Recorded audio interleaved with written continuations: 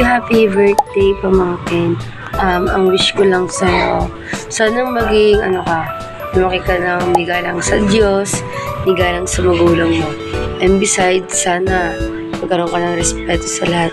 Kung mong gagayahin yung mga ibang tao na walang modo, may takot nga sa Diyos, ganyan naman. Alam mo, di mo masasabing may takot ka sa Diyos kung sarili mo, di mo kayang i-handle or bigyan ng manners man lang kay lolo mo, lola mo, tita mo, or sino mang pamilya mo, sinasagot mo. Diba? Pangit yung ganun. Dapat, kahit na nakakarinig ka sa ibang tao ng masasakit na salita, yung mga hindi mo na gusto yung sinasabi nila, kahit na alam mo deep inside, nasasaktan ka na, hayaan mo lang sila, tawanan mo lang sila, hayaan mo lang, dudnahin mo lang, labas mo sa kabilang tenga.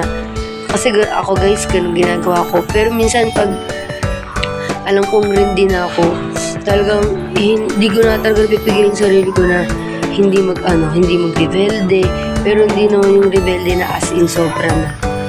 Ako kasi hanggang lumaki lang ako, tsaka lang naman ako naging ganito, na pag hindi ko na kaya yung naririnig sa ibang tao, talagang umuusok mo talaga yung ilong ko, alam mo yung tibong ganun. Pero hindi naman talaga ako pala sagot deep inside. Basta ang wish ko lang sa'yo, pamangkin, maging maging aware ka sa lahat, pag lumaki ka na. Sana pag marunong ka na talagang mawak ng cellphone or manood ng YouTube, panoodin mo tong channel na ginawa ko sa'yo, Arvid. Sana maging influence sa'yo ito. Syempre, ang magiging advice ko lang sa'yo, pamangkin, kayong dalawa ni Iya, yan, kapatid niya ho si Iya. So, wala pang months. So, malapit na po mag-isang buwan, mag 1 month. So, ayun, ang advice ko lang din naman kay Iya, kung mapapanood mo to Iya, kung sakaling lalaki ka rin, ayun, lalaki naman na talaga siya, kung sakaling talaga nasa edad na siya, sana mapanood mo to. Wish ko lang sa inyong dalawa ng pamangkin ko, sana maging kayo, marespeto kayo ni Axel.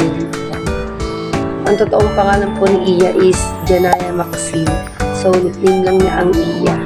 Si Axel kasi wala naman siyang nickname. So, Prince Axel ho siya.